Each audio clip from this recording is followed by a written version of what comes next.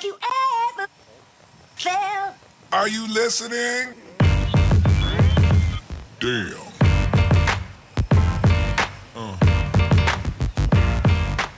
Pour 2017, Honda profite de la mise en place de la norme Euro 4 pour revoir, relifter et modifier sa CB 650F, son roadster un peu sportif dans la lignée de la Hornet.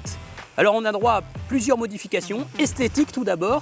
Elle reprend un peu la ligne de la CB 500F, ça lui donne un cachet plus sportif, c'est vraiment pas mal.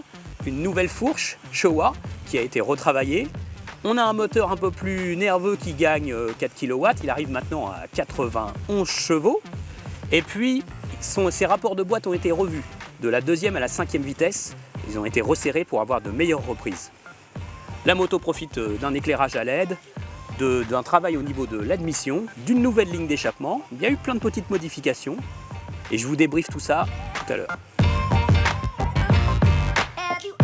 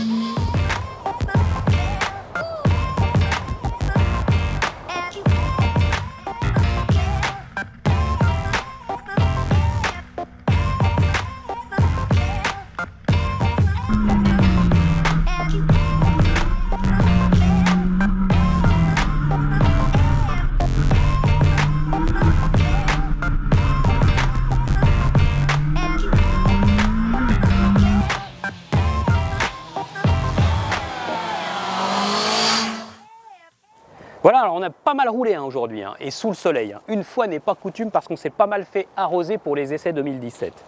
Là, sur les routes du côté de Barcelone, on a vraiment pris du plaisir. Un tracé super sinueux, tout à fait ce qu'il fallait en fait pour tester vraiment le compromis que propose cette moto. Alors, cette nouvelle CB 650F s'avère toujours fidèle à la génération précédente. C'est vraiment un roadster qui est doté d'un excellent châssis. Un super compromis entre l'agilité et la stabilité. On n'a pas besoin d'amortisseur de direction sur cette moto et elle est toujours très saine de direction. Jamais on a de mouvement parasite. Il y a vraiment un bon travail des suspensions dans cette catégorie. Le moteur, il gagne un petit peu en performance avec 91 chevaux. Alors ça reste un 4 cylindres en ligne de 650 cm3. Pour certains, ça peut sembler un peu creux à bas régime. Surtout qu'avec Euro 4, on a décelé un petit creux vraiment supplémentaire sous 4000 tours minute, notamment sur le 2e et le 3e rapport.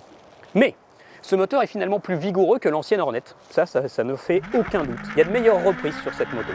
Et puis, à mi-régime, à partir de 6000 tours, jusqu'à 10 000 tours, il a pas mal de coffre et de souffle et ça fait franchement défiler le paysage. Donc c'est assez sportif et en plus il y a une petite sonorité d'échappement et d'admission qui est bien plus sympa que sur la génération précédente. La position est plus sportive avec le nouveau guidon plus plat monté sur cylindre bloc. Donc il y a des bonnes raisons de rouler vite avec cette moto et de prendre du plaisir sur les parcours sinueux.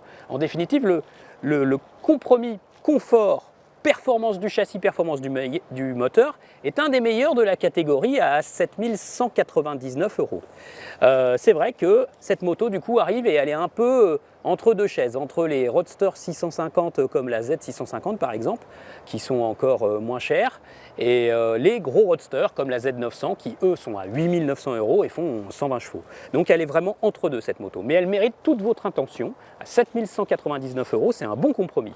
Qu'est-ce qu'on va regretter Eh bien, on va regretter une montre d'origine Dunlop D222 correcte, mais juste passable.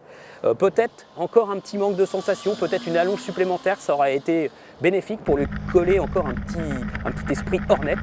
Et puis aussi, ce qu'on va regretter par exemple, c'est qu'elle fasse 91 chevaux, donc elle est en dessous des 95 chevaux, mais malgré tout, elle ne sera jamais homologuée à 2. Honda en a décidé ainsi.